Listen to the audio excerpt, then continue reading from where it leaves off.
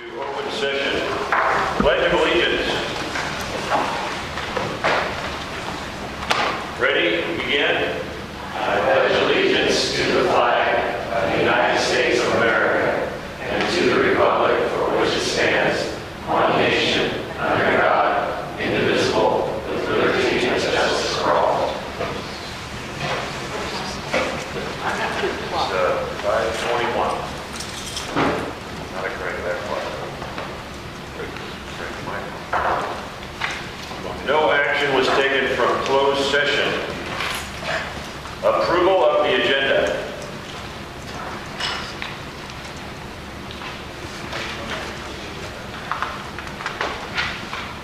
Is there a second? Second. You're going to make Actually, there's a suggestion of reordering. Oh, that's right. Yeah, there's a suggestion of reordering. So Don's got a motion on the table.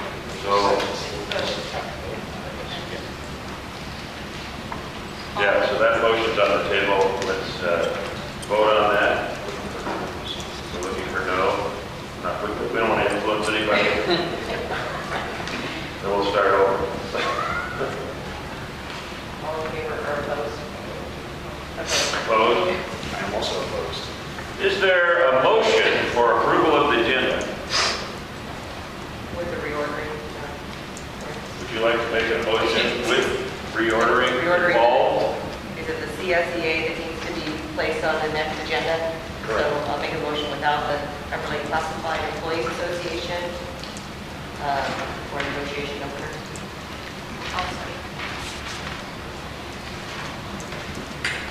So again, we're approving the agenda without the Upperlake Classified Employees Association on section D.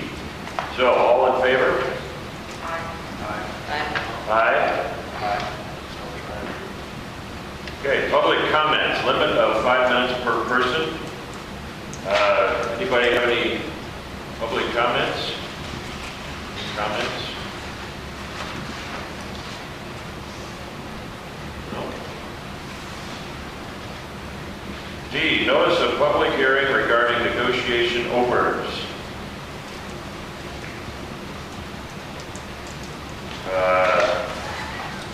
As I predicted in closed session, you're Pretty easier. Well, what you do there is just go ahead and get a motion and a second, and we can kind of just discuss it basically with statement of place because of the unification. So when we move, we're going to move to actually have it happen. Yeah. I move that we accept the negotiation openers for Upperlake Elementary, Upperlake Educators Association, Upperlake Management, and Upperlake School District.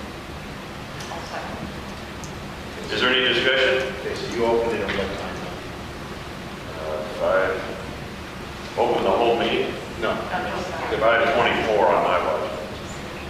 So basically what this is, in negotiations, you have to have a public hearing when you open negotiations. What's a little bit different is we're moving into unification. Usually associations will come to the board with sunshine openers. 99% of the time it's salary and benefits. And usually it's that plus 2 additional articles to your agreement. Well, we don't have an agreement yet. So what I have suggested to the Teachers Association, the new one, and to management, and to the district, who is us, that we go ahead and open up the entire agreement. So as soon as George Young and the 2 associations have an agreement that's in your best interest, and then come to me to set up negotiations. So what the board is approving tonight is you're opening up the entire agreement. And I explained that to CSEA, but what CSEA told me today is they first like it to go to the state CSEA to look at what they've put together. You've already done that with George. They haven't done that with their state person per se, so they're supposedly going to be doing that, and then I'll bring CSEA the entire agreement to the board next month. But as soon as you have that agreement ready to start negotiating, Mike, Char, let me know. We can get to the table and we can start. So I'd like to get this thing be done. And if CSEA is a few weeks behind us, that's fine. Management's pretty simple.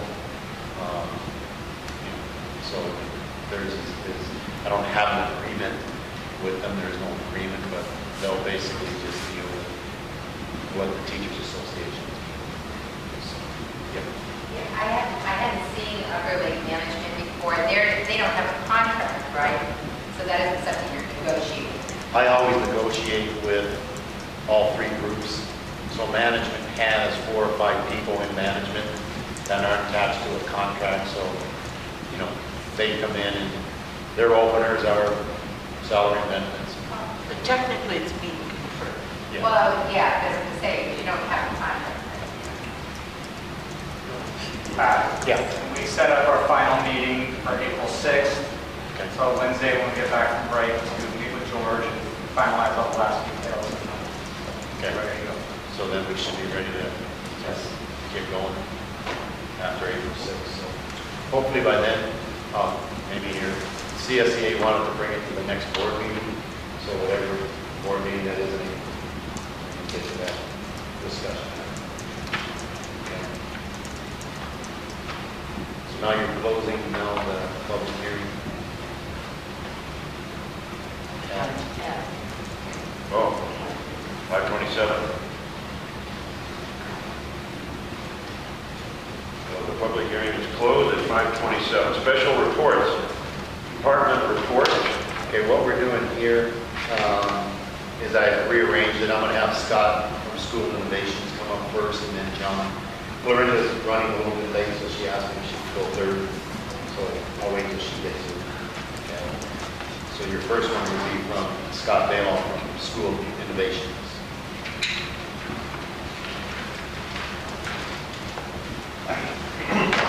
Hi everyone, I'm Scott Bale from School Innovation.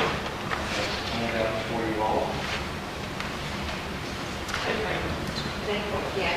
It's not for me. Television. We're going to be enough there? Yeah. Anybody else? Okay, Scott. I have a flash drive, but I heard that. No. Give it to the guy in the black jacket. Thanks. Oh, you got a flash drive. Great. Yeah, don't go to Google TV for the rest of the night.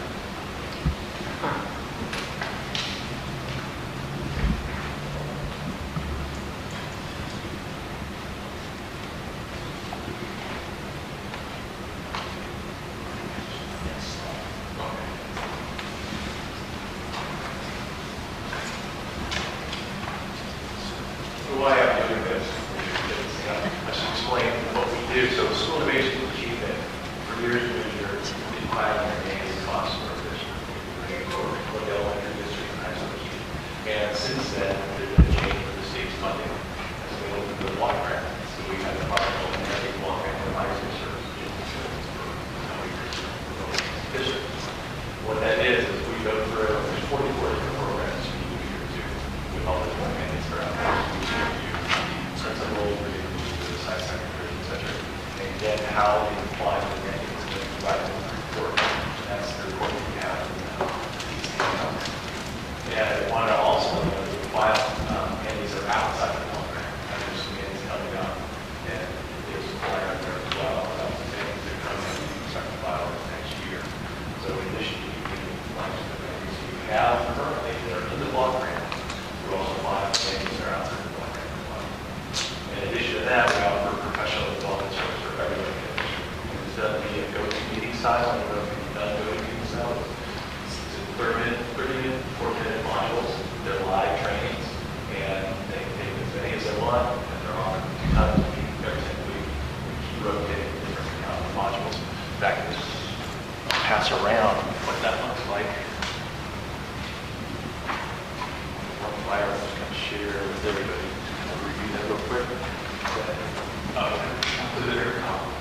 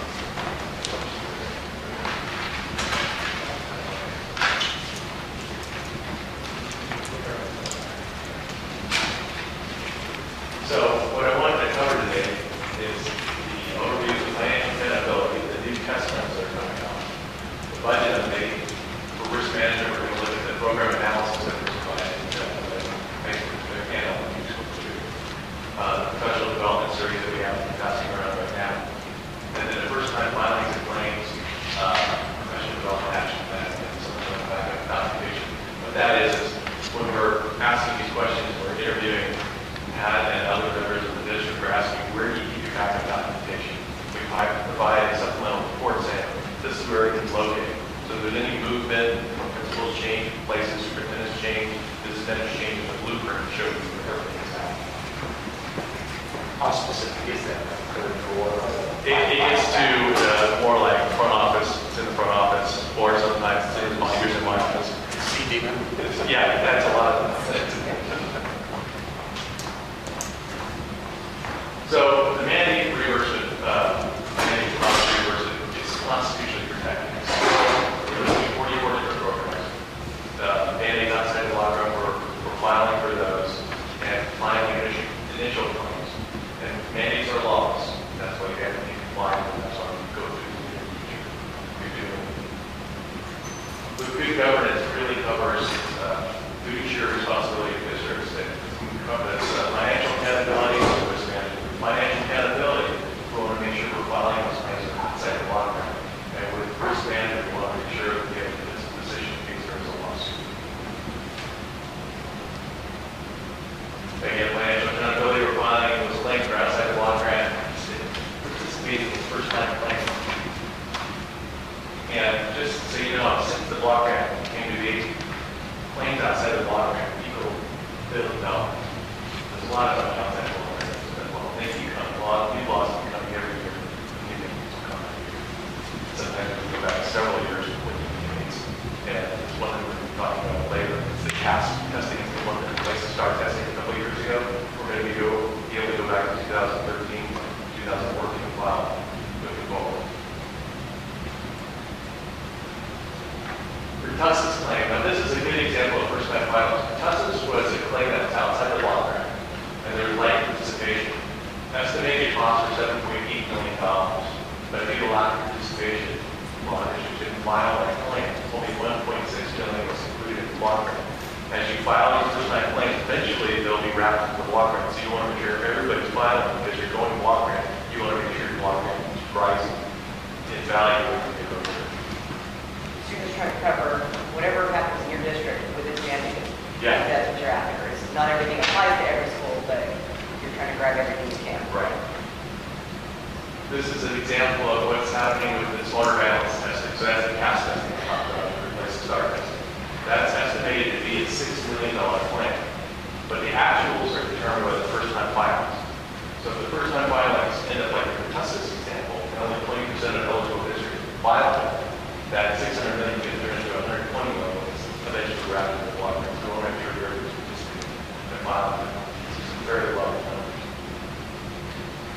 This is a shot that shows you your mandate backlog payment. So the mandate payments, they were paying them for years, and then they stopped paying and deferred payments, so there's a big backlog. So that top line is the mandate backlog. District share was $148,000 of that. And you see that part in December, part in January, a little bit now this month, and the remainder is in April. And then your mandate block grant is distributed in November, and then the remainder of that is in March. So those are actual numbers? Yes. That's the unified district? Yes. No, that's for that high school. They don't know the unified, we have unified.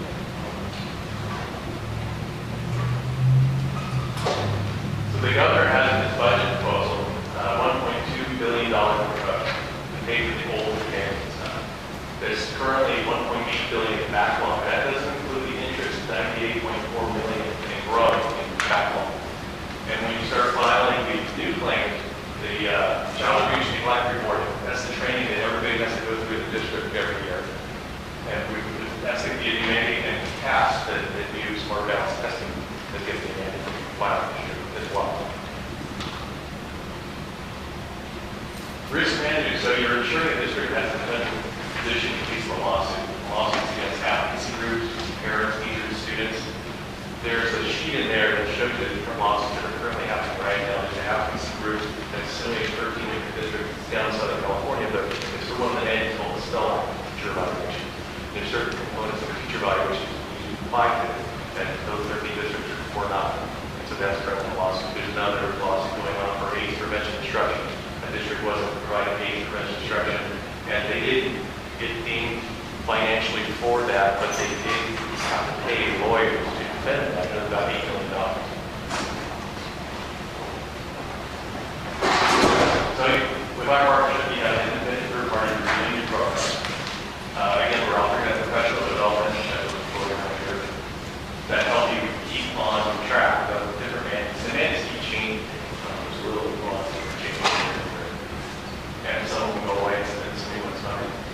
then you have a documentation. So this is an example of the reports provided for Upperlake High School. So we conducted 59 interviews, reviewed 44 different programs, 2 different staff members were interviewed, and reviewed 311 required components. The categories of business services, curriculum instruction, human resources, parent involvement, and health and safety.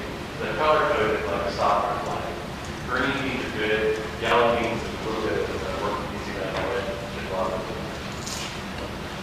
From the high school, business services, green all the way through. Curriculum instruction is great. Human resources is good. Parent involvement is good. And health and safety. So professional development is based on program analysis. If there are some holes in there, say we take this class, we're going to take the class courses. If you saw the different classes that are available, those change on a quarterly basis too.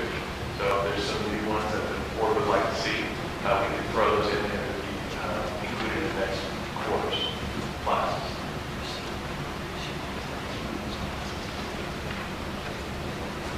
So again, coming out of smarter analysis testing, there's that one sheet in there, it's called a claim estimator.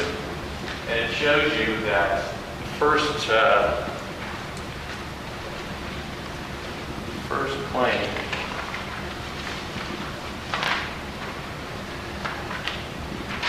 is immunization records for tussless. That's pretty minimal. It's a $530 claim, and that would be combined with the county offices. But the next one would be your mandated reporter training. And that's going to be 14, 15, 56, and 113. But then in 15, 16, it's up to $1,000 to $2,000. But the big one is going to be your CAS testing, one of the places market assessment. That ranges anywhere from $20,000 to $40,000. That's going to be filed in the state in October. So that's really good for the district there.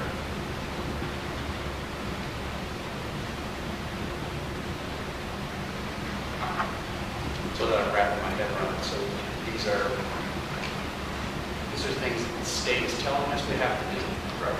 We incur costs because we have to do them. Right. But then those costs are either within or without the mandate or without the grant, the block grant. So we have to petition to get extra money from the state to take care of those. Correct. So anything that's outside the block grant. And we're also ensuring that anything that's inside the block grant, you're here for all those programs. Because the block grant, originally when the governor put the mandates into the block grant, he allowed districts, basically what districts were saying was, look, you owe us so much money from these mandates for years.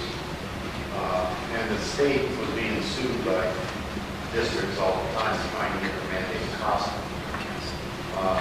For a few years back, as long as the state was paying towards what they owed you, the court system were really having a difficult time doing it. I received a couple of payments from them for $1 on mandates that they owed this district tens of thousands of dollars. But as long as they were paying something, it was difficult to file suit. So basically what had happened was eventually they came up with this block grant concept. And so districts went to the block grant because at least we were getting something. So ours was at the high school district. Both districts have the block grant. Because at least we were, Scott's done a great job prior to this block grant that ever existed. Scott tortured himself with my staff, making sure that all of our logs were done appropriately and all the information was sent into school innovation so they would continue to file on our behalf to try to get money that kept getting backlogged. So eventually we were, in essence, almost had no other choice than to go into the block grant to at least get something, which is a figure-based per ADA. So I think the elementary is a little bit different than what high school gets, and unified is different than what the other two get. So, And based on the 44 criteria, you get an ADA figure, and then that's supposed to cover all your mandates. most of them. And then these are added to the mandates? Yeah, they roll new mandates in there, they increase it, but just by a little amount. I mean, if you're going statewide, they'll increase it by millions, but it really equates to 40 cents.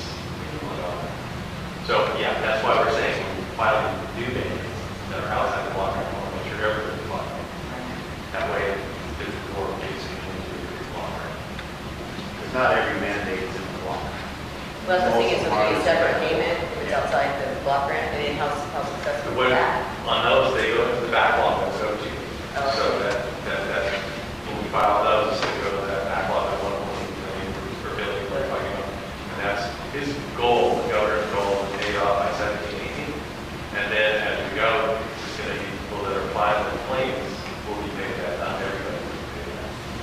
Right, and this year and last year, the governor gave us that one-time money, this year I think it was like 408 for ADA, and that one-time money, although it's totally discretionary, it came in as mandate money, and they're using it to reduce the balance that districts have of what their mandate balance is.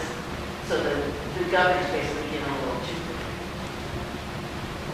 because he's getting credit for reducing the mandates and then getting credit for giving us one-time money.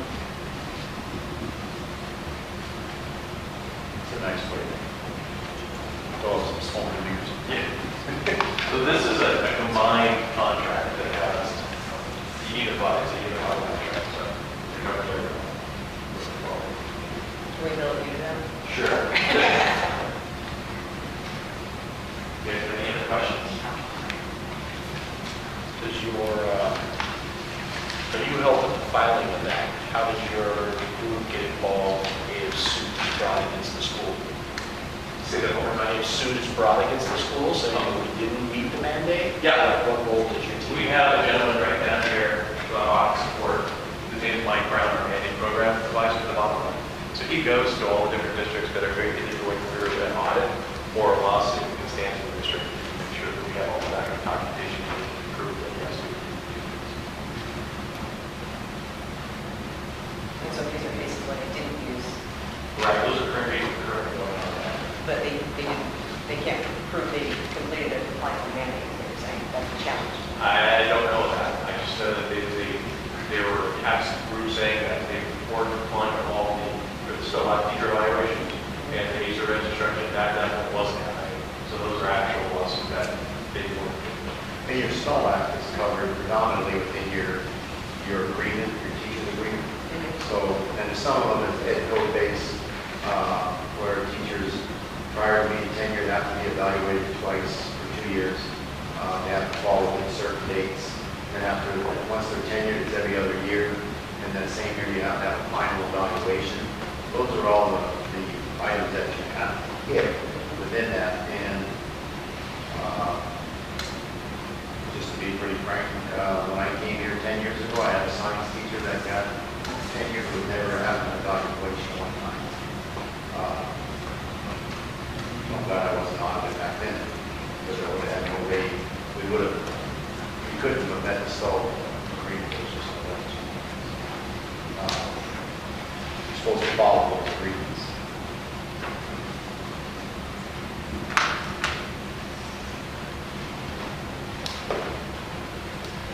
Scott, he's been, we lost him for a while. I don't know where he went. He must have demoted. That's right. I'm back. But he's always done great support and works with Sue, and a lot of your mandates are done by either administrators or office personnel. Something like a campus stop, he has to do just a litany of things on registration, making sure the process is there. Scott, thank you. Thank you very much. Thank you.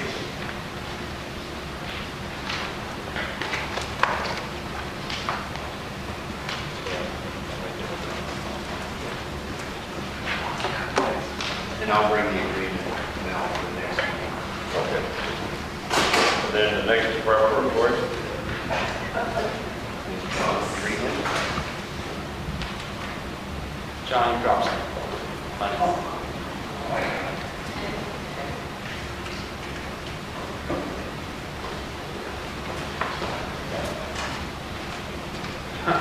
John, one more.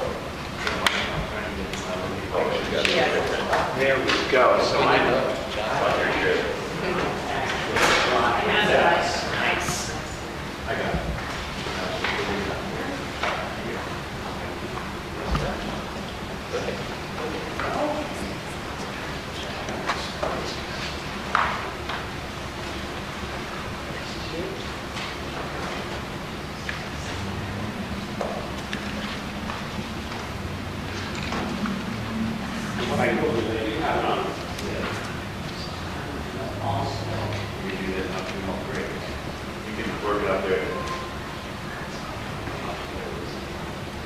John, did CFW help us build this library?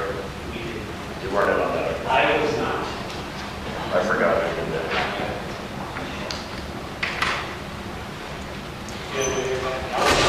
Well, I was trying to bring ours up at the end.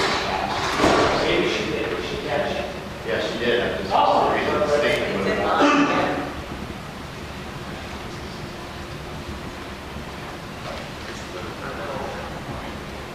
Well, it is. It's just, you can see You it's. want me to take this out? You can.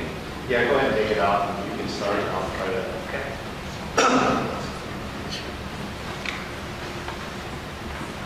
Okay. All right, well, that's interesting. Okay, well, my name is John Greenlee. I'm with Caldwell Floors Winners, or also what we call CFW. And what I wanted to do today is introduce you to myself as well as my firm, tell you a little bit about what we do, and then also give you an update as to what we're currently doing at the high school. Because I think it's very, very interesting and it kind of applies to what services, and it's a good example of the depth of the firm that I represent. So first, I'll start off here with CFW Caldwell Floors Winners. We've been around for a long time, since the 80s. I've been with the firm about 3 years. My background is in investment banking. I've been in public finance, financing schools for many years, and I've really gone into what I call the financial advisory world, and in the last probably 5 years, really enjoying it and specializing in school district financing. CFW is unique compared to other financial advisors or consultants you'll see. And what you see here up in the corner here is because we have a very integrated approach. So while I'm in the financial advisory, I represent all these other areas. So in addition to consulting with regards to elections and bonds and financing, we also help create plans for schools. So I have a planning division. We also have a state aid division, which helps with state aid. I'm going to go into that a little bit. We've been doing that with the high school. And then finally, we have program management. And that's where we have architects and construction people that help actually build schools once we fund them. So we're sort of like a project manager in that respect. Currently, we have 2 very large projects that we're working on. One in Oxnard, which is about a $250 million program, where we actually have people on site to make sure that it's done on time, on budget, and as well as in Santa Maria. In Lake County, we've been doing business here for many years. Our clients include Canada, Middletown, and Lucerne. And we now have a relationship with the high school. Recently, I'm going to kind of go through what we've been doing for them. So we've been in this region a long time. I am the primary relationship manager. So for all your services, I really kind of head up the team, and I bring whoever within CFW is best to serve whatever problem or issue that you have. I help do that. And so I'm up here all the time. I'm sure Dina, Don, and Pat are probably sick of seeing me. But it's because we have clients up here, and so accessibility, which I think is really critical for any consultant, especially someone who's providing these types of services, to have someone bring them face-to-face and be here in a moment's notice. I'm based out of Embryville. We have 3 offices in California. Embryville is our head office, but we have offices in Oxnard and in Los Angeles. But again, we're probably one of the oldest firms doing this in the business in California. One of the things I will bring up to you, which is something we're really proud of, the little box down here, we are one of 16 firms nationwide which sit on the MSRB, that's like the division of the SEC in Washington, to help guide with the oversight of financial advisors. There have been a lot of changes to our industry as a result of the Dodd-Frank and the recession that happened and the changes. And we were selected just again because of our exposure and our experience here in California. Senior staff, next page. In this case, I've included Greg Norman. He is our state aid specialist. He's not here today, but he did make a presentation on the high school district. All he does is state aid, and he's been very instrumental in assisting the high school district. And myself, the lead financial advisor. And again, right now 18 plus, I think we're about 20. Okay, what we wanted to do, and what I'm going to do is I'm going to go into what we've been helping the district on, and that really is state aid. And what's going on right now with almost all school districts, and a lot of school districts here in Lake County, is everybody is anticipating a bond in November at the state level. Our assessment is that there will be a bond on the ballot. There's been some discussion about whether it's going to be a legislative bond or it's going to be coming through what we call a cash initiative. That there is a cash initiative which is separate from the governor's proposal, legislative, and they have enough signatures. So in our mind, we're pretty sure it's going to be on the ballot. I'm going to explain to you the two different ones in a minute. But that school facilities program, there's either new construction or modernization. Currently, the last one that was done was in 2006, and all of that money is pretty much been exhausted. So there's the need for a new bond to fund all these projects, all the brick and mortar that schools have. And they're anticipating one, like I said, in November of 2016. There was going to be one last year, in 2014, last election. The reason it really didn't make it to the voters was because the governor was so opposed to it because of his water bill and his rainy day fund and the few initiatives he had. He was able to kind of put the kibosh on the school, saying we'll do it in 2016. That's why we feel highly confident it's going to happen. And again, most school districts in the state are gearing up to anticipate to do that. And in order to access those funds, you need to have a local match. So there's usually some local match involved. And that's why you're going to see a lot of, in November, a lot of school district bond initiatives coming into play. I had mentioned here on page 4 that there are really two options that we think are going to happen. The legislative option is the SB 114, Senator Luce bill. And if that does not pass through the legislature, it's currently being looked at, and it's currently in committee. If not, then we know that the cash initiative would be placed on the ballot because they have sufficient signatures. What cash is saying is that we would prefer for the governor to put forth his own initiative, but if he doesn't, we have one to put on the ballot. And the cash initiative would be almost similar to the one that we're operating under. And so we know that those modernization as well as the other match and all of the outlines of the cash bond we think is going to be available in November of 2016. So on page 5, I want to talk a little bit about what we've done for the high school. So we came in and made a presentation to the high school to really, what we call, establish their baseline eligibility for state aid. So in other words, we're doing this with all of our districts that we're working with. We're saying, if there's going to be a bond, if you want to access that money, we need to find out how much you're eligible for. Most school districts don't really know what that is. They have an old one, and we can go through and find out exactly how much you're eligible to maximize that amount. We then came up here and we did a site visit.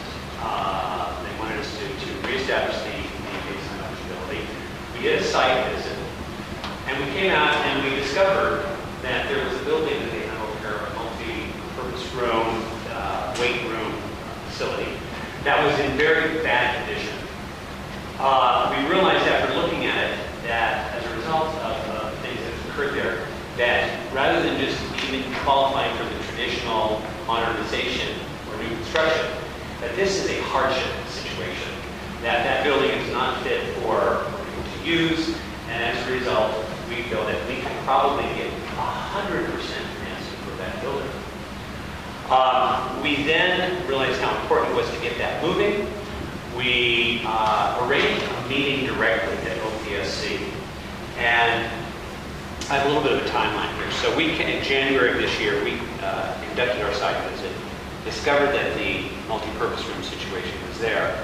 And then that said, within a few weeks, we were able to get a one-on-one meeting with the people at OPSC who decide all of the hardship situation and all the school construction. And we took the pictures, we actually took staff with us, and And we wanted to do that. We wanted to make sure that they would agree with our findings. That we didn't want to waste everybody's time, we didn't want to waste anybody's money. And so we went there. We know the people there. Our connections in Sacramento are very strong. We got an audience of about 5 people. We took them the pictures and we put up a case. They said, yes, this clearly qualifies.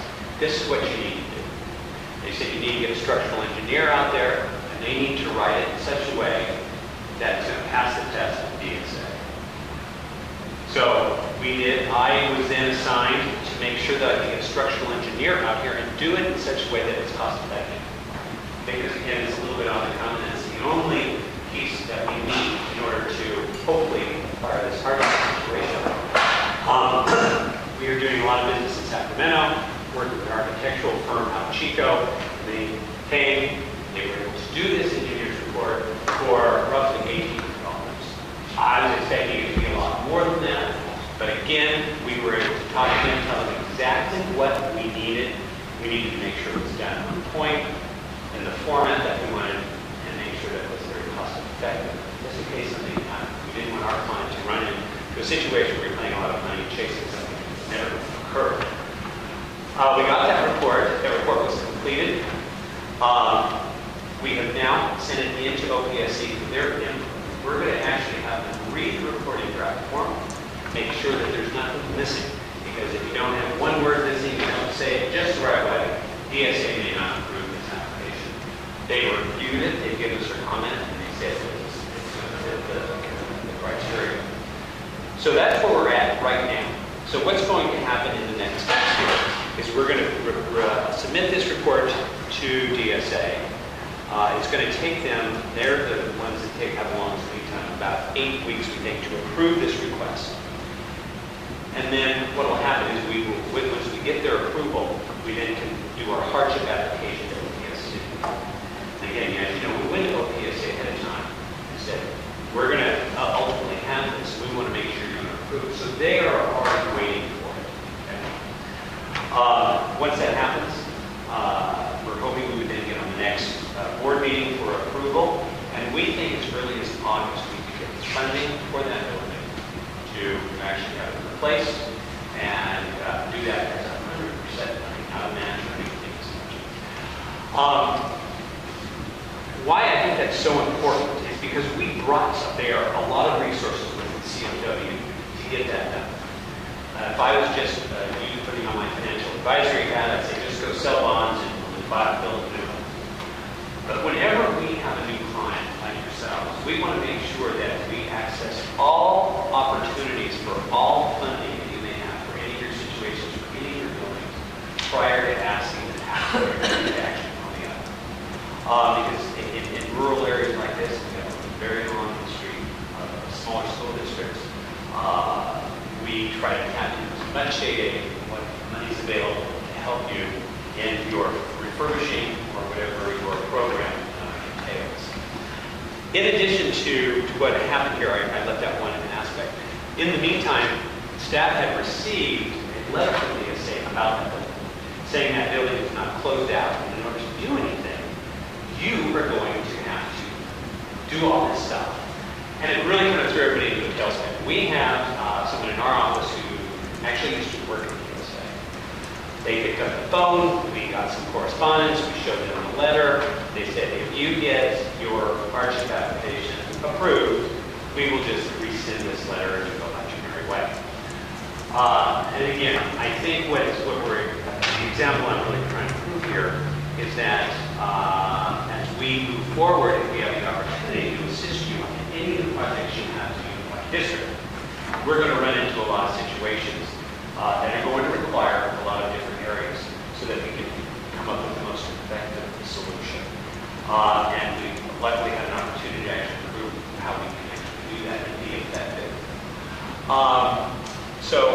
We're currently working on that. So the next page that I have is really kind of what the next steps are.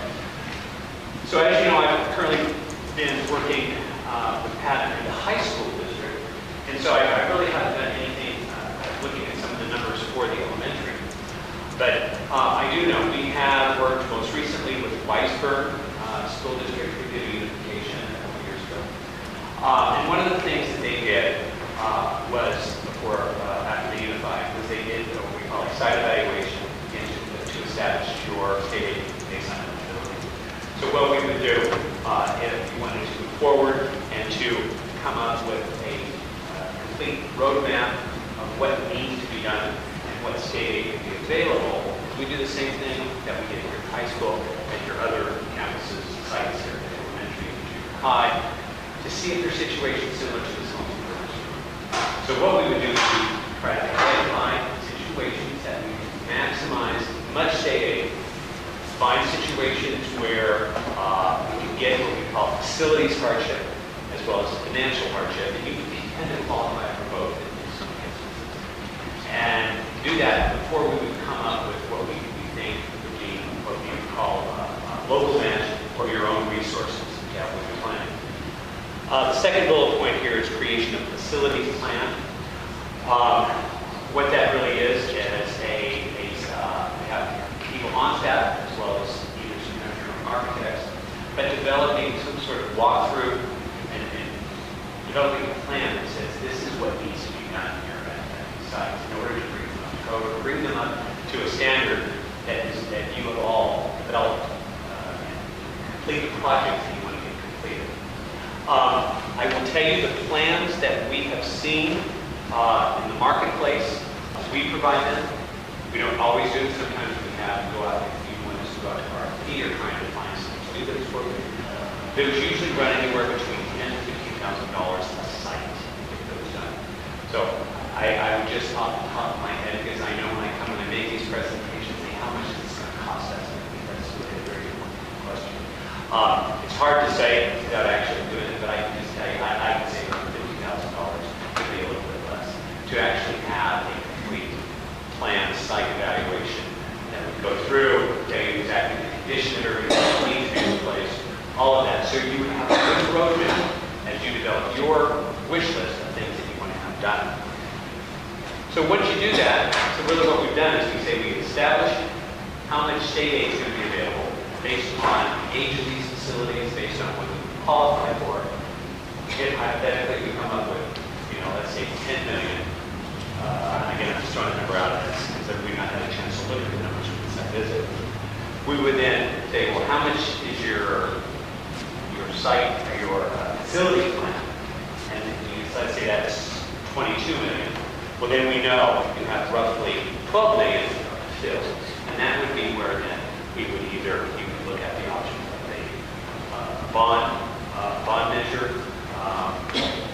There's some developer fees, parcel taxes, but at least then you know what that number is, and that's what's really, really critical. And before you even want to go into or looking at a bond measure, you always want to make sure that you have this facilities plan in place, because it's really what resonates with the local community. So when you want to talk about security upgrades, safety, there's a lot of variety of things you can put into that. So we help assist in sending that message out to your community to make sure you have a successful election, if that's ultimately where you get to. So again, we kind of help you from the very beginning. We kind of go through the steps, and we keep the board apprised as to what we find as we go along. But again, I am here today, wanted to give you some familiarity as well, and answer any questions that you may have. Nothing more than information. I probably heard this wrong. I heard 10 to 15, and then I heard 50. Well, I was saying because you have 3 sites.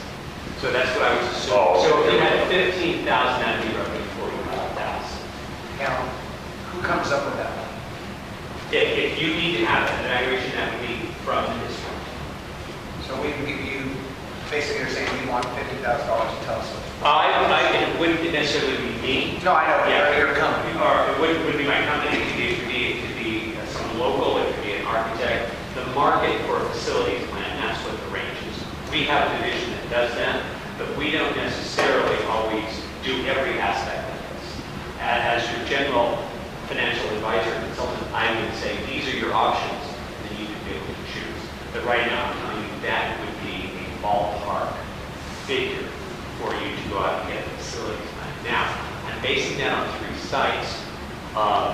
It could be that there's some economies of scale, so it could be even a little bit less than that. But I don't want to lowball it and say that would be a reasonable number. So if you were doing a facilities plan, then John, for one site, One second, you could do it for 15,000. one of the, if you had 3 sites, you could do a facilities plan for just one site. What is that? Right, and then you got 15,000. And that's a little bit, and again, that's very comprehensive. And again, if we could, and we, after this, where we actually see some going out to RFP, and depending on the demand in certain areas, architects or other people provide these services, and we can get a competitive price to be able to. I guess my next question, what would you guys see that we don't already see? Or whoever would do this evaluation? That's interesting. A lot of times it has to do with just some of the structural components. It could be that you collectively say, you know what, we know what we've done. We had something done 3 or 4 years ago. We're very comfortable with what we have. The issue that we come up with when we tell our clients is that when you go out and you start doing renovations, and you've got the DSA component and all these things, you can say, okay, let's start, and then realizing that your cost to have the handicap ramps put in, are things that come in. And so we want an expert to actually go, I'm telling you, this looks like it's an easy thing, but it's actually more complicated. So it's just that thorough examination of what situation you have and what current codes are and what's currently going on to get through, to maneuver you through that process so that the number, the dollar number that you come up with is in fact accurate. Because the worst thing you want to have is to embark on an improvement project and all of a sudden think that perhaps 10 minutes because you didn't identify something. And so that's the but I have some single site schools that, you know, it's pretty obvious, you know what it is, and the architect can kind of tell you there's not a lot of outside issues until we actually do our own site visit, which again is no cost to you. The Upperlake High School's paid absolutely nothing to it. I think probably come back to just what our own personal assessment would be. We're talking about 2 different levels here. What you're talking about is the site evaluation and the school facilities plan is really kind of a Facility birth of a bond issue. There you go. That's exactly right. In order for you to go through to try to get any kind of money from your community, you need to have a facilities plan. It's very tough. At least our experience tells us that, you know, you're going to go out and say to the community, this is what we want, and we know what it's going to cost by choosing prudent housing. Now, what I'm saying initially, what I think would be wise, just like what we did here in the high school district, I have a couple of my associates come here, we go through the other 2 sites and try to uncover situations like we have here. And so that we can develop what we say is at least your baseline, because we could come out of this and say, look, we can get almost 80% of your funding for all of these things that are very obvious. And you know what, you don't need a $10 million bond, you only need a $2 million match. We will initially find an assessment that can come up with that kind of rough number. But what would then happen is when you wanted to go for that $2 million or $5 million, any sort of form, especially a bond issue, you would need it. And then I was just going to ask then that you would direct the funding source or how.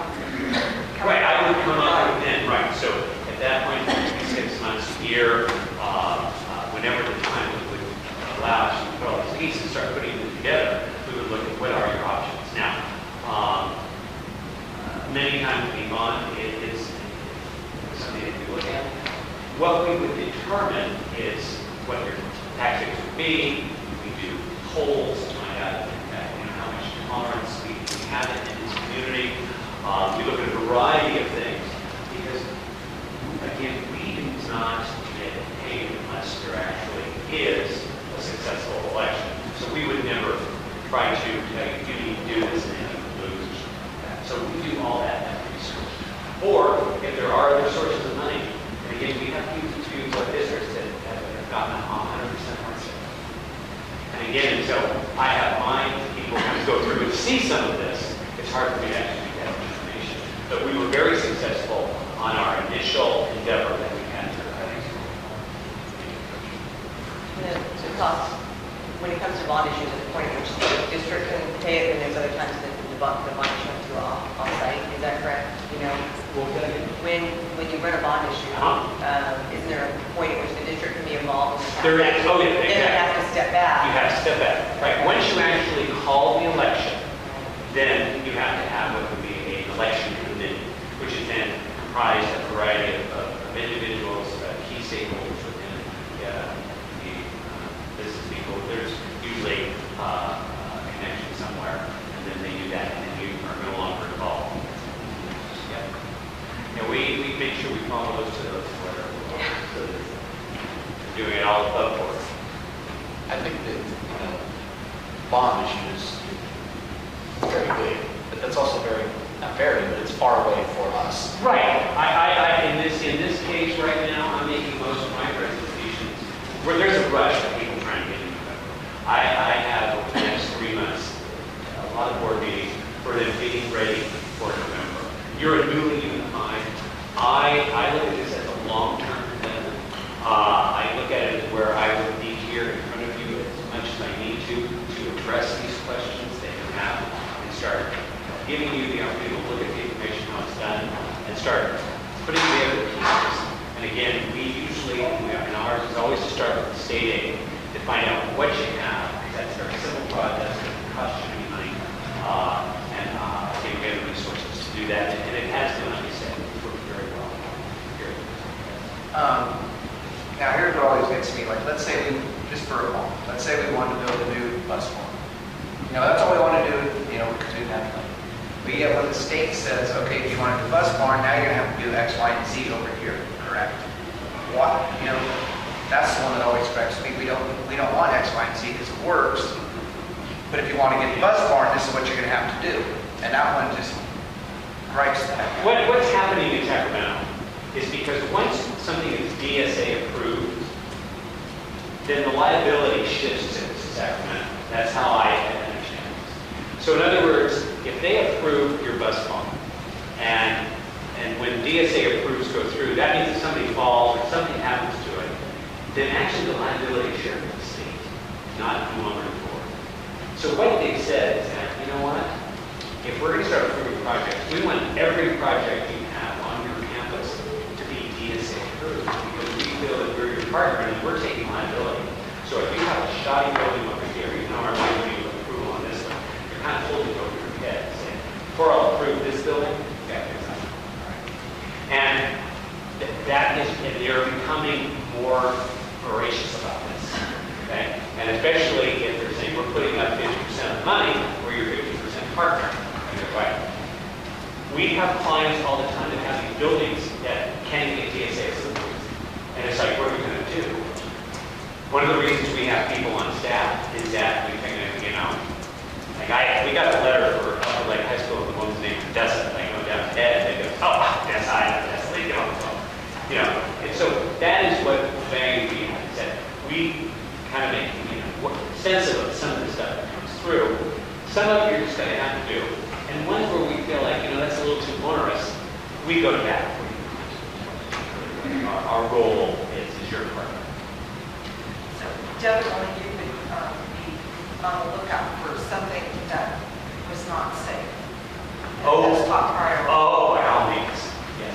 And we know exactly what it are. So I'm not really that person, is that I know who to bring in and do that. So I had my partner, Greg, go in there, and the minute he got to you, go, oh my Lord, I got to set that thing down. We get 100% money in a minute for this one building. And, 2 weeks later, we're in Sacramento, and away we go. So we would do that same thing for any other facilities that are now part of the complex.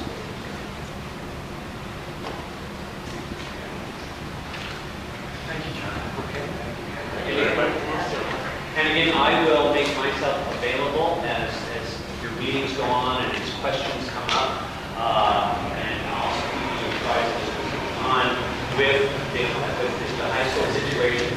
Now that will be part of the unified, and we'll make myself available. Thank you. Thanks, John. Okay, special ed report.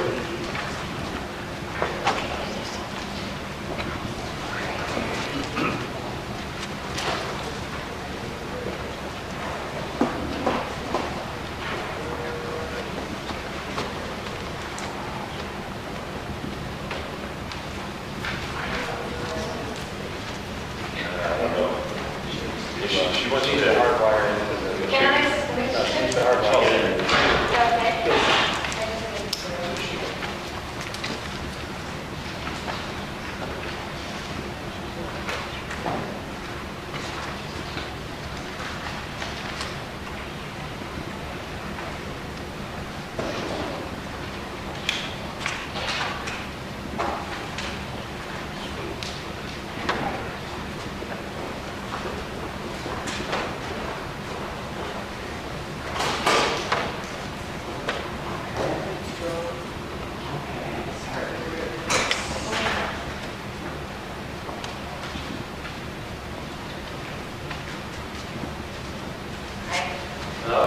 Hi, I'm Dorothy, I'm the special ed director. So I'm going to be talking to you about special education 101. This is something that I think I can talk about in my sleep, I can talk about any time, so it's exciting to do this with a business background. What is special education? So special education basically is state and federal laws and regulations that guarantee that all children with exceptional needs from birth to the age of 22 have a free and appropriate education. The laws and regulations also guarantee assessment of your child's educational needs, make sure your child gets an education in the least restricted environment. By least restricted environment, what that means is in an environment that's as normal as possible, so in a classroom if possible, with general education students. Make sure you have the opportunity to be involved in making educational decisions for your child, and make sure your child's program is reviewed each year. We'll cover some of these in a minute. We also have every single county district has a SELPA, which stands for Special Education Plan Area. So all school districts and county offices of education are required by state law to have a plan for special education services for all children in their area. And our SELPA is obviously an LCOE. So area, in our case, is defined by our county. Yeah. Yeah, so Lake County SELPA is based in. Okay, so what types of programs are available? So for all students and special ed students, obviously general class. Then we have general class with modifications and support. Modifications are when you have a piece of work and you might have the student do 4 questions instead of 8 questions. Or you might give the student, if the class is following a textbook, the student might have an easier version of the textbook. Or if the student is struggling with reading, they might listen to the textbook on audio or watch it on a computer or something like that. We also have a resource specialist. A resource specialist is a special ed teacher that pulls students or works inside the classroom with students to give them extra support. Special day programs. The difference between a resource specialist and a special day program is a resource specialist has a student for less than 50% of the day. Once a student needs more than 51% of their day in special ed, it becomes a special day program. Non-public schools are like in this county we have the Upperlake Creativity School. Designated instruction and services. These are all the rich and wonderful other services that districts provide. Speech and language, counseling, vision, hearing, occupational therapy, which generally occupational therapy works on the fine motor skills, usually, so helping with writing, things like that, and physical therapy, which works on gross motor skills, so how you kick the ball or how you walk or run, things like that, and transportation. And then we also have state and special schools, which I haven't really had a huge amount of contact with. We did in the past year, when I knew we had a couple of students that were at the California School of the Deaf. Yes. I have my notes on my phone. Okay, how are children identified? So basically there's this, it's called child find. And so children are either identified, they have by the age of 3. At the age of 3, if a student has special needs, and they will get identified at preschool. And or the student comes into the you can make a referral. So the teacher might make a referral if they see that a student is struggling and they're not achieving at the grade level that they should be achieving at. Or a parent can make a referral and say, no, I'm a bit concerned about my student, they don't seem to be getting the grades they should be getting. And the referral can be made anytime through a child's education. So it's not just something that happens at, the lower grades. In fact, generally referrals start happening around second grade because that's usually when you start seeing differences in academics. And of course, it lasts until 21. So a student can be referred for special education at the age of 19 if that's, whomever feels that that's something that would be good for them. So is there a testing process? Yes, we'll get to that. Yes, there is. I have these good notes. Here we go. This is probably the PowerPoint doesn't say. Okay, so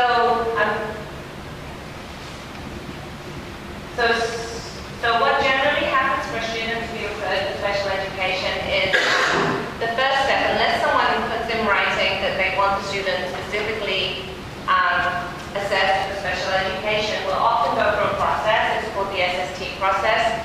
So first of all, the teacher will say, hey, you know what, I've got a concern. What kind of accommodations and modifications can I put into the classroom? So we'll sit down with the teacher and we'll say, hey, what about if we change the grading a little bit? So we include classroom participation instead of just academics into their grade. And there's all sorts of there's tons of things you can do to support a child in their own classroom. So then the teacher will go away and we'll say, okay, we'll keep track and we'll monitor with data, test results, things like that. And then, after about 6 weeks, we'll catch up with the teacher again, and if the teacher still has concerns, then we'll talk about assessment for special education services. Once we get a request for assessment, we have 15 days to get an assessment plan written and sent to parents. This is when we start. Well, already the SST process is involving parents, so this is where parents can say yes or no. And even if, like as a district, if we want to refer a student to special education services and the parent says no, the parent has a right to do that. But usually parents obviously, want what's best for their children. After we get the assessment plan signed by the parents, the school psychologist puts together what she thinks. So the school psychologist will go through the student's cue, will go through any other documentation, we'll talk to teachers, we'll talk to everybody to come together to build a plan, an assessment plan that will cover every area of need for that student. For a child to be evaluated for special education services, and this is something I didn't know for years and years and years, they have to have good attendance. So you have to be able to prove that the student is failing academically because of a learning disability, not because they don't come to school. So I think the attendance rate is has to be about 90% attendance in order to even be assessed for special education. So that is something, honestly, I never knew for years and years. So if a student has 60% attendance rate, you can basically deny the assessment? You don't.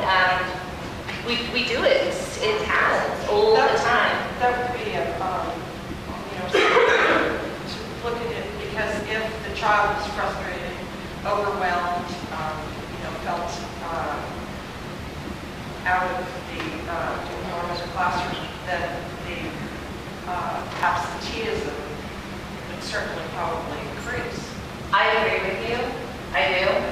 What I think is that generally if the teacher has a student that they're concerned about, they're already meeting with parents. Attendance is a completely whole another big conversation. As parents, if students don't attend, then there's a SAR process. And so parents are aware of students that aren't attending. And so when they meet for the SAR process, we often talk about things like academics, things like that. And there's always, as with anything in life, there's always compromises. So if we knew a student wasn't attending because of this reason and this reason, or the student was really so presenting as a child that does have a disability,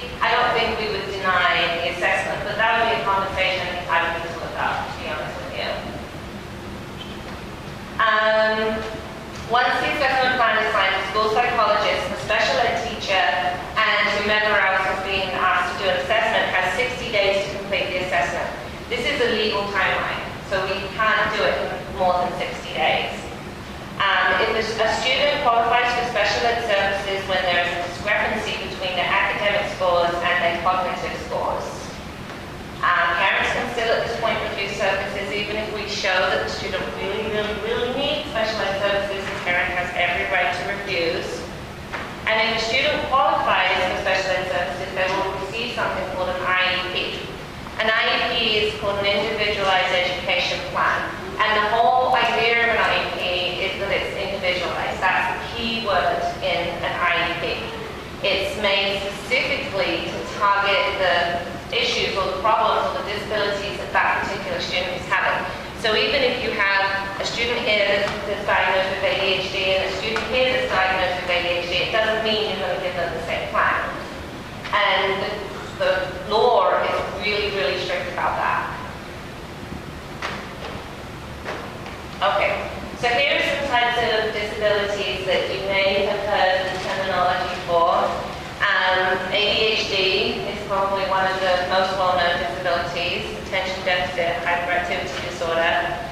A big one that's in our school district, a disability that we have many students with this disability is called SLD, which is specific learning difficulty. Students with SLD are usually students that are struggling with reading and writing, usually students that actually just require some RSP time, just some extra supports. Sometimes students can be diagnosed with SLD and can then be tested out of having a disability. You've probably heard a lot about autism at the moment. There's lots of studies being done on students with autism at the moment. Autism is a disability that gets diagnosed by a doctor, by a pediatrician. We can't diagnose autism. Sometimes students with autism don't even require IEPs. We have several students in our school at the moment who don't require IEPs. Sometimes students with autism have speech and language difficulties, so they might just require some extra support with speech and language communication and things like that. But sometimes if it's lower functioning autism, students require a lot of supports. Another disability is called ED, it's emotional disorder. The students who are diagnosed with emotional disorder, it's hard to be diagnosed with emotional disorder. It's a big process. It takes a long time because we really want to protect the student. Because emotional disorder is obviously a student probably with behavioral problems, but we need to get to the root of those behavioral problems to see, are the behavioral problems because they can't do the academics? Are the behavioral problems because there's stuff going on at home? Are the behavioral problems something that we can get counseling for and other services? Like I say, the goal is always to keep the student in the classroom, so we really have to be careful when we make a diagnosis like ED. Another diagnosis is intellectual disability. These are students that really have low IQs. Often students diagnosed with ID will be in a special day class because they require lots of modifications, lots of extra support. Or they might be in a non-public school that is specially designed for students who need even more services than the general education can provide. And then we have SLD, which is speech and language disorder. In our district, at the elementary school district at the moment, we have about 35 students that are diagnosed with SLD that receive speech and language services. And again, this is one where when students get support, quite often the student doesn't keep this diagnosis forever. A student might be diagnosed with speech and language and just need to work on a couple of sounds. And then once they've worked on those sounds, it clicks and they're like, oh, that never happens again. Sometimes students grow out of speech and language problems and just need that extra support. So these are just a few, that's just a few of the disabilities. I mean, there's a huge range. If you Google disabilities, I mean, you could be there reading forever. But these are the most common disabilities that we have in this district. So parts of an individual education plan. Every IEP is made up of many parts. They include at least the current level of your child's schoolwork, yearly long-term objectives, a description of how progress will be measured, the specific educational instruction and services needed, dates for beginning and ending, and if age 14 or above, transition plans with goals and objectives. So basically what this means is an IEP is a document. It's the SELPA, our SELPA provides, we have a website, and every student who is diagnosed in the school with a disability that requires an IEP, they're in this system. And every year, once a year, the whole team sits down with the parents and possibly the student if they're old enough, and we discuss things like how the student's progressing academically, how is the student progressing socially, emotionally, whether the student has passed their vision testing, whether they have a medical, I mean, it's really intensive. An IEP meeting, an annual IEP meeting generally lasts somewhere between 45 minutes and an hour. So initially, with the first IEP, you're setting goals and objectives, and it must be as intense and comprehensive. An initial IEP takes a really long time because not only that, but you're also sharing out assessment results. But you want to share things out so parents can understand. You don't want to just bombard people with terminology they don't understand. So our school psychologist, Lisa Bastoni, does an awesome job. She always stands there with a big old whiteboard, and she does pictures on the whiteboard, and it explains, I mean, they're awesome to be part of. And so an initial IEP, and then if the student requires academic testing, then at the elementary school, Diana Johnson, at the middle school, April Zinn, they do an academic test. We use the Woodcock Johnson, it's called, and it's peer reviewed. It's a state recommended test used when testing students. And then they require other services, like if they require a PT evaluation, an OT evaluation, a speech evaluation, then those people would present their reports too. So initials could last anything. I mean, I've been in initials that have lasted 3 or 4 hours. They are pretty intensive. But the annuals are usually less intensive, especially at our district, special ed teachers communicate with the parents all the time. So you never get to an annual and the parents like surprised by what's happening or doesn't know who they're talking to. It's, it's a small community, which is really nice. And then every 3 years, the student has to be reevaluated. So every 3 years, we go through the entire process again with all the assessments and to see if the student requires more services, less services, the same services. And this is called a triennial IEP. So the IEP team consists of the special ed teachers, the parents, the classroom teacher, an administrator, and more often these days, advocates, parent supports. There's more, it seems like they're getting bigger and bigger and bigger every year, more people. At the moment, we have approximately 65 special education students at the elementary and middle schools. And as I said earlier, over half of those are diagnosed with a speech and language disability. We also have 1 student at the severely handicapped elementary school, 1 student at the severely handicapped middle school, and 1 student at the Upperlake Creativity School. And then I think there's currently 27 students at the high school. But none of those students receive speech and language. But they use the teaching lab, correct? How do you provide special ed services really changes. It's one of these things like anything in education. If you have known education for years, you know everything cycles and it comes around again, but it's called something different with a whole new curriculum, even though it's exactly the same thing that got taught like 15 years ago, which frustrates teachers that have been teaching for a long time. But I find it fascinating. But special ed is like that too. It cycles. So there'll be a big push to say, right, everyone needs to be in the classroom. All students need to be in the classroom. And then there'll be tons of research on this, and then all of a sudden there'll be a big push to say, we need more special day classrooms and more specific programs for students. And then there'll be more research on this, and then all of a sudden it will be, all the students need to be back in the classroom again. So really, how you service your special ed students, again, is individual. It has to be unique for that student. We have some students that have what we call one-on-one aides in the classroom. That's an adult that stays with that student all through the day.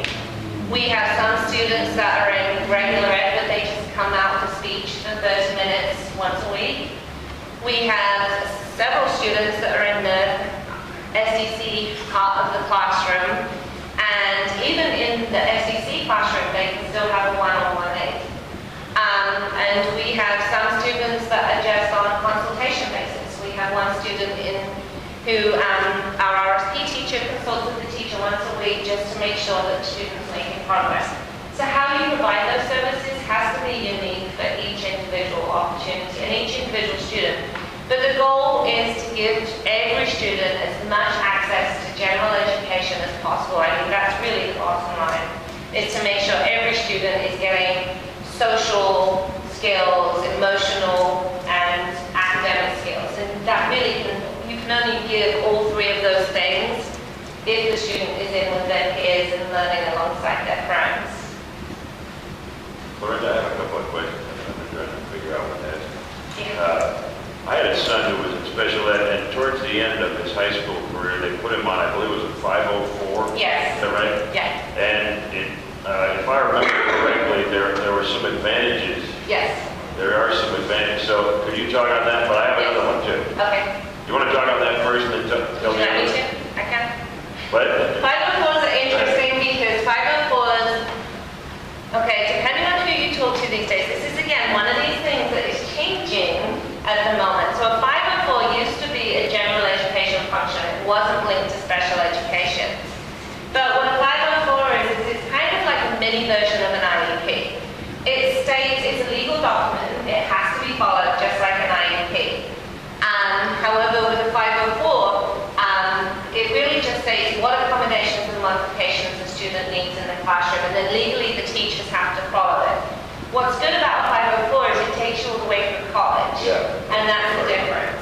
An IEP ends at 21, 22, whereas a 504 takes you all the way through college, which means if you have a modification written in there that you need to have a scribe, like if you're not very good at writing, when you go to college, legally, they have to provide you with this scribe. So it really is a good document to see through, especially if you're a student with, say like you're a student that just needs to hear things instead of reading them. That's an easy accommodation to make. Most books and tech, especially these days with technology, come with CDs or online programs. And so it's something that, it can mean a student can go to college and still have, even if they have a disability. My brother's dyslexic, and so when he went to college, he had someone who wrote for him and would read him the notes so that and help him study. And that came with his 504. And I'm assuming your son had accommodations that fall. Yeah, like you said, it's automatic. Yeah. You didn't have to do a lot of paperwork in between. 504s have a lot of laws, and there's more and more and more. There's more and more as more parents are pushing for wanting 504s for their students. More lawsuits are coming out, and what happened with IEPs is now happening with 504s. Every time there's a lawsuit or something, a new rule gets implemented. So that's why I'm saying it's changing right now, because it's kind of a special ed function, but it isn't a special ed function, but I think it's going to end up being like a next step towards an IEP. But that's just my opinion. But, I was just going to add to that, the instructors are compelled to follow that. Yes. The same as an IEP. And I have another, you made a statement about second graders. You said something like, that's when problems appear. No, that's just, because there has to be a big enough discrepancy between cognitive development and academic progress. One grade level. Right? Yeah, more than, hopefully. So it's hard to judge at kindergarten. Not that we don't have special ed students at kindergarten, we do, students that were diagnosed. But say like a diagnosis of SLD, for example. That's a really hard one to diagnose at kindergarten because, we can put in modifications and supports, but it's really hard to give those assessments. So what currently do we do with first graders? Or I know there's one first grader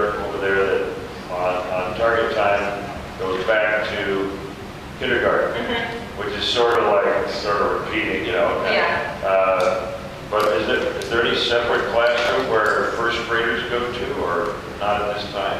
At this time, there are not any first graders that visit the RSP classroom. What we do at the elementary, well, what we do at both sides, what we've done over the last 2 years is we put aides in the classroom with the higher need students, so that those students that do have disabilities, or we think may test as having disabilities, have extra support with aid support in the classroom. That way they're still building their social skills and still accessing. We do also, the teachers are always welcome, special ed teachers always really welcome any kind of referral, and then they will do what's called a screening, which is really, it's not as intense as an assessment, it's more where they'll go in and do an evaluation, and because they're kind of the professionals, so to say, they can say, you know what, I think we should do an evaluation. Or they might say, you know what, all we really need to do here is just cut down the work, or, you know, change the spelling list or something like that. So it's more of it's actually a really big team that surrounds that child. Okay. But the other thing is you can't, say you ask for an evaluation for a student in first grade, you can't retest that student for another 3 years. So if the student doesn't qualify for special education services in first grade, you can't retest them for another 3 years. So that's another reason why it's better to wait until you're really sure and document. Wait 3 years. I know. Welcome to special ed 101. So that is a big part of the reason. That is, for us in particular, because we want the students recognized, and the earlier the better.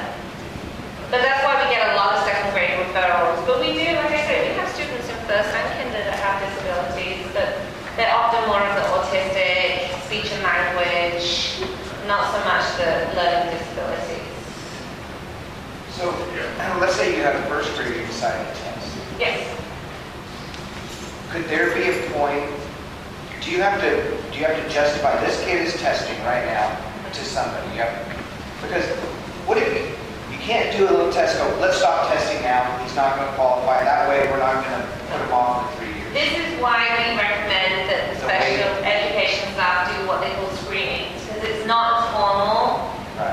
And, you know, well, if you work in education, you know, you can sit down with a child pretty much for about 10 minutes and you can get a really good gauge of how they're functioning. A good teacher can. So if you did a half-hour screening, you'd get a really good idea in that as to whether. The other thing that I really like about our programs is our speech and language teacher is really dedicated to, not saying they're not in other programs, but really dedicated to making sure students have services. So we do a lot of pull out with students, and we do a lot of kind of trying to provide special ed services without providing them necessarily, in lots of informal ways in order to support the teachers. So I feel like all of our students are supported as much as we can possibly do. I have a question regarding the referral system. Would you, or do you feel that the teacher is the first,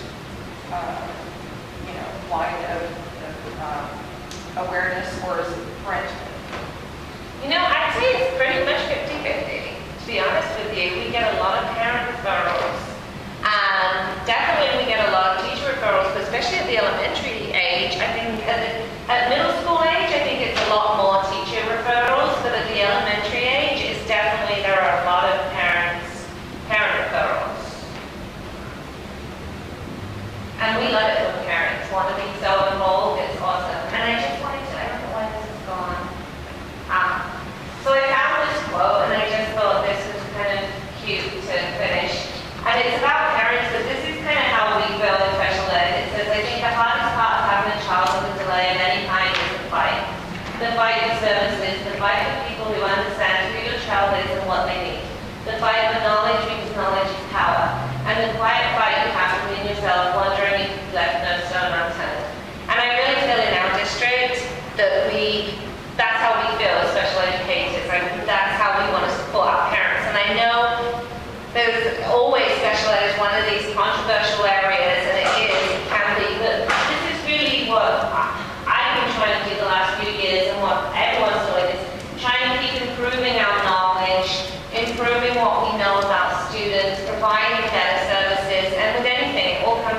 a lot of the time staffing, money, what you can have. And we have to stay within such tight boundaries. Special ed law is incredibly tight. And then always wondering, could you do more? Could you do more? Could you do more? Is there more we can do? How about if we do it this way? How about if we do it that way? And that's what makes for really good special education programs, when you get a bunch of people who say, you know what, this isn't working, let's try it this way. Now let's try it this way. And parents that say, hey, I trust you. I think that's a great idea. I want my student to progress. So I feel like in this district in particular, that really does happen as much as we possibly can. And I think that's a great quote for how people work with students with disabilities go. And as we move to unification, how do you see your role as, being department head? That's a very good question. Thank you for asking. Actually, Kevin, don't come back. yeah, I know. What I really want to see, if I run the world, I would love to see 2 STC programs, or at least 3. STC programs are special day classes. We have a lot of students in the area that do require more intensive support. And our hands are kind of tied a little bit because we're a small community. I would love to be able to provide at least like maybe an STC in the elementary school, and then at the high school there's a high need for a life skills STC program. One where students can learn to cook and deal with money and actually function as adults out of the high school environment. And then in the elementary school, the STC, really I would love to have an STC that focuses on social emotional development, not just a high focus on academics, because as you know, there are some students where academics isn't priority at this point. Until we can fix behaviors and help with social emotional things, you can't even access academics. I mean, the way I always look at it is, think of one of those days when you're really stressed. There are some kids that come to school like that every single day, and how much do you get done on those days when you're really stressed? Not a lot. And we as students like that, it would be great to provide more services for those students with those kinds of needs. The other thing I would love to do is more training. I think our aides could benefit from a lot more training. There's some great online programs that if we could, I would love to have. I mean, can you imagine being in a district where every aide is trained to work with a student with autism? Where every aide is trained to know how to modify curriculum in the classroom. It would be really beneficial. I just think a lot more training would be really useful. We just did a PROACT training, which is, I can't remember what PROACT stands for now. I'll have to let you know, I can't remember what it stands for. But it's all about how to work with students and the escalation cycle and how to not cause behavior problems. Because, sometimes you do accidentally. And so PROACT also teaches you how to protect yourself if you are with students that could be aggressive. But it teaches you a lot more than that. It teaches you how to be socially aware as a teacher, not just focused on academics. And it's a great training, and I know that it would be beneficial to so many people. And then, what was the other thing I was going to say? Yeah, so there's tons and tons of things out there. There's technology, I mean, goodness, I have a friend who's really into technology, and she's always posting stuff on Facebook, and I'm like, oh my gosh, that is the most awesome app I've ever seen. So to be able to incorporate more technology. So how do I see myself? I kind of see myself as someone who's hopefully going to motivate and inspire and kind of push really hard for some of these things in order to make us an even stronger special ed, district special ed programs. I think we have the ability, we definitely have the passion to provide some really good programs that maybe could even be a bit more experimental, things that are new coming in based on recent research. That would be awesome. So that's kind of I have lots of ideas. I can go over it. I won't. And of course, if you train all the aides, Yes. the teachers do, Yes. in how to deal with autism and so forth. Exactly. And we have there are so many there's some great autism trainings. Yeah, thank you. There's some great autism trainings out there. Pat and I looked into one, and we're having, to see what it entailed. And with autism becoming more and more prominent, we're seeing more and more students with autism coming through schools. It's so important to be trained on how to work with these students. And the parents as well. And the parents as well, exactly. So, yes. So I mean, I was going to mention that too. What kind of training do you have in place that motivates the parents, or gives the parents that reasonable expectation so that they can be involved without getting exacerbated, without giving up on the program, which in turn is giving up on the child.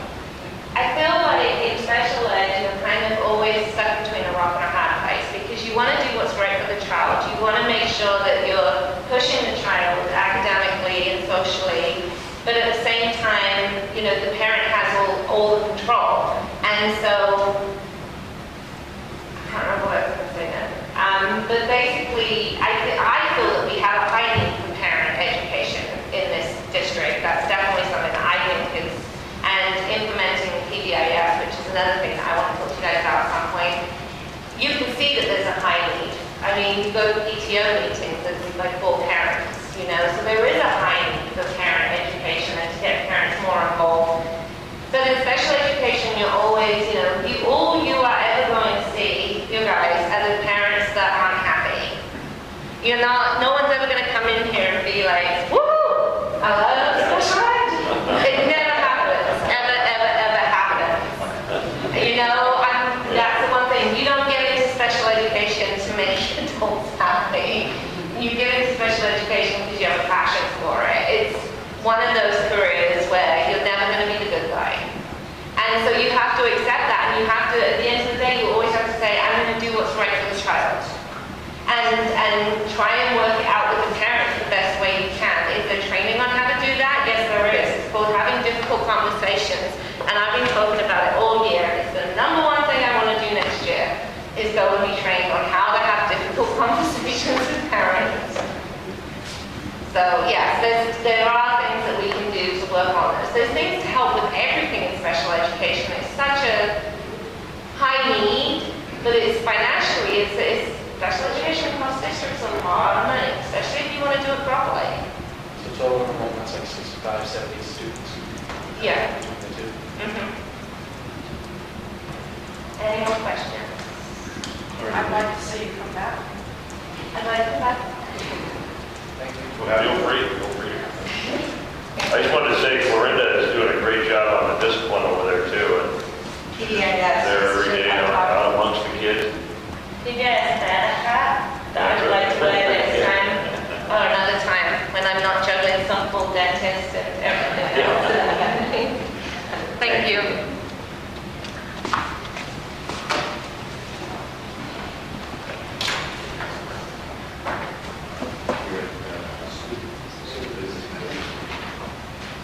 Yeah, I don't really have a lot to report since our last meeting. So much of it was last week or the week before, 2 meetings. Just continuing to work on getting stuff done towards unification. I'm becoming very familiar with the elementary school, getting more into it, doing their payroll. You go in and you see what's out there and stuff. And just sort of doing the preliminary stuff to get ready for the budget. The first proposed budget. I believe that we're going to go CEP with both districts. I'm hoping they'll vote on that next month so that we can get started on that for our services for next year. We'll be hired a principal, I know that. And I believe that they have interviews tomorrow for the new cook position, which when Michelle Finney came over to the high school and the high school gal quit, they had an opening there which they replaced with an employee that was currently working there, Shelley Dumont, and now they have to replace her position. So that's happening tomorrow, right? Yeah, assisting position. We believe so. That's So? the plan. It's for tomorrow. That was my understanding as I left. Okay. Yes. Okay, how about superintendent's report? Unification update I have up here on the board for you. Dina has sent this. We do an update now about every 2 weeks for all employees of the unified district. got a lot of nice response back from people on doing this. I will send out another one after tonight's meeting to the staff on where we are. So it's been well received. You have your 16-17 school calendar. I had an opportunity to meet with all the staff members from all three sites regarding the 16-17 school calendar. As a committee update tomorrow, I get the first opportunity to meet with all three principals. Should you approve the principal tonight? Should I say that? Baby steps. And so we'll meet for a couple hours tomorrow along with Valerie as well. So be actually an opportunity to begin to outline and bring to the board some of the things that we want to start moving forward on. Don and I actually had an opportunity in speaking with Michelle Feeney, our food services director. We are going to, probably in a few weeks, next year, we'd like to feed the 6th, 7th, and 8th graders lunch here at the high school. So we're going to do a trial run a couple of times, and we're actually going to pull a bus in up front and load them up and bring them over here, unload them here, they go in the cafeteria, and get everything that the high school kids get for their lunches as well.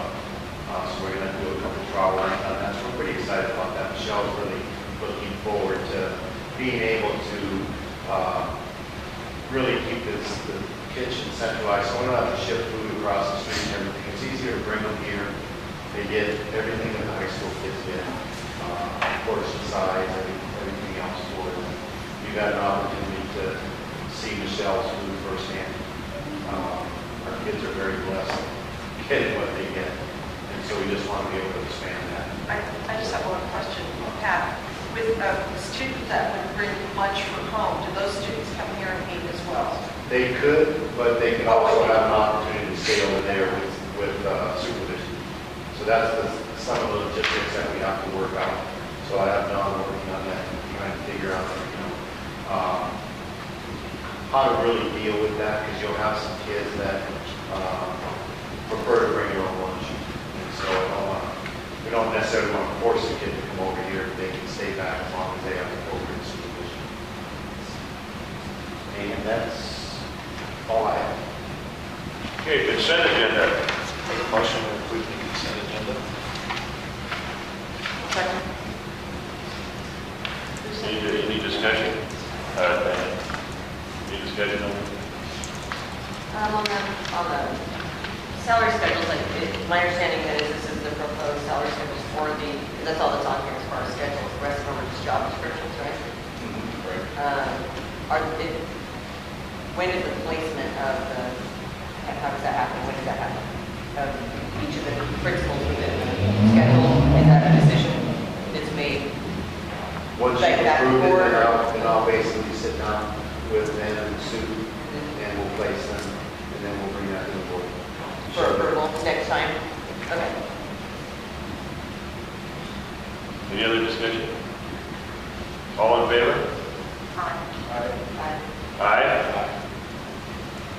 Action and discussion, approval, disapproval of changing schedule of board meetings from 2 meetings a month to 1 meeting a month, beginning April 12th. I'll move. I'll second. I'd like to just say that I assume we meet the second Tuesday. Second Tuesday, same time, same place, 4 o'clock close by regular. Yeah, so that's what we're saying. I assume that too. Okay, all in favor? Aye. Aye.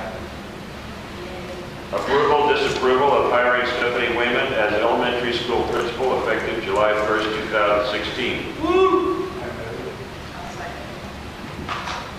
Move on and Bud. Sorry, we don't have time, so We don't have data, so we're like, 6 of us. So you guys can compare notes when you get done. Any discussion on that? All in favor? Aye. Aye. Aye. Aye. I think you guys just made a great decision. And I'd like to personally congratulate Stephanie and welcome her. Had a wonderful time in my discussion with the committee. Valerie did a wonderful job as chairing that committee. It was a committee of, I believe, 7 or 8 people, included teachers, classified, Karen, and Valerie. So it wasn't easy. They had some qualified people. That was nice. But I'm really excited to start working with staff. I'm super excited. I'm starting my emails to book Valerie. I'm sorry, super excited. It's true. It's true. And we get to meet for the first time tomorrow. Welcome. Pat, can I ask something? Sure. One of the things we're working on with the county is to have Stephanie be able to come start working with us a couple of days a week in April and hopefully 3 days a week in May, with the goal of her being able to really have a nice transition between leaving and her being there to know the students and the parents, and especially PBIS. It's really critical because at the elementary level, it's a very big program for us. And so I appreciate that she's looking very hard at her calendar, trying to figure out how to do it all. But I think that's going to make the transition really. And we had a good meeting with Rob Altenberg. You know, we want to support the county as well. We also want to support Stephanie, so I don't want her to feel, you know, we'll work it out. We'll do the things that we need to do that benefit currently both the elementary school and the county office. We work with them in the process. It'll be a very basic MOU on the process. Okay, approval, disapproval of school calendar for 2016, 2017. I'll make a motion to accept this school calendar for 16-17. Second. Any discussion on that? Again, had an opportunity to meet with all 3 staffs. Seemed to work out, you know, some of the logistics to it. I will just say to the staff, you know, through the negotiation process now, once we start negotiations, I told the board I don't mind bringing the calendar back should we decide that maybe we want to change something within it. So even though they're voting to put it into place tonight, we have left it to a point where, you know, I think it's something that we can discuss a little further at the table itself. Should we decide, you know, maybe everybody gets out on Friday and, you know, just as we work through that process, not only for the upcoming year, but for the years beyond that.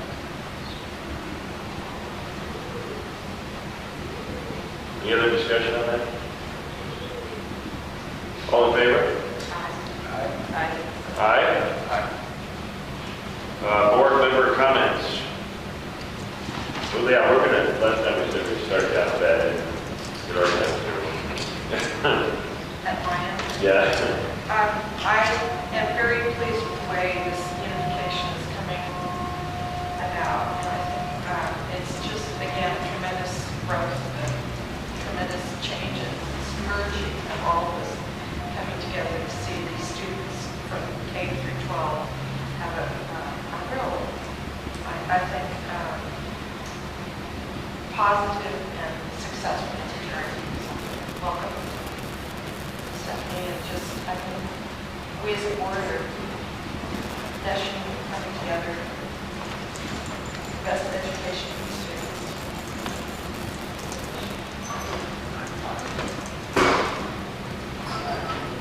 Same thing, I think, thank you for everybody for, you know, giving us a chance and a relook at how to look at everything in a fresh way. And I think melding the schools and the educational styles of everybody is really giving people a chance to take a step back and take a fresh look at everything. And it's from fiscal, which is, I know, a ton of work in administration, but it really is a rebirth. We get to actually kind of start over, and we don't get that option very often. So that's how I'm trying to look at it. What can we look at with a fresh set of eyes? So thank you, everybody, for your work and for it. I want to say to Stephanie that I'll be meeting with you soon to see if you can put up with me next year.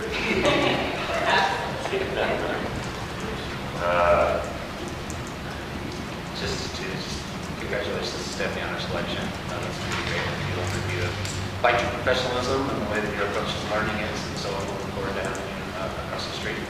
Thank you to Valerie very much for the work on the committee for that. And then congrats to the high school academic team. I wouldn't be remiss if I didn't mention it. They went to the state competition this last weekend past. Did very well, bringing home some medals, I think, so that's exciting. When you get into the state competition, you bring home medals, that's impressive. I think the one young lady that took a silver in her speech presentation or the interview process, I think it was like her first year in academic or something like that. So, yeah, so that's exciting. That's it. Great. I have one other thing. I spoke with a student that I wanted to tell you that is very happy about the concurrent and the college education that they're getting at the high school level. You know, I just happened to speak to a student, and she said, I love the fact that I can be killing two birds with one stone, everything's paid for, and I can get out, and I'm really stepping up my, I think when it's a college course, the expectation is a little higher, and everybody ups their game a little bit versus a high school course, I think it really does. And she really was excited about the fact that there were several opportunities for the concurrent education or concurrent enrollment. So I wanted to mention that for her about that.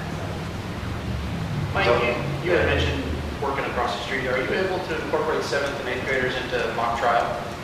I definitely bring it up to them, and with Mercedes graduating this year, that's where I grabbed her. Across the street, our Congress class, Mercedes, next year, you're going to be my star. And she remembered that and signed up for it. So they can be involved in the program and stuff. Definitely talking to them and selling the program. Earlier the better. Yeah, our next meeting is April 12th, 2016, same time, same place. Starting at 4 for closed session, 5 o'clock for open session. Any other future business?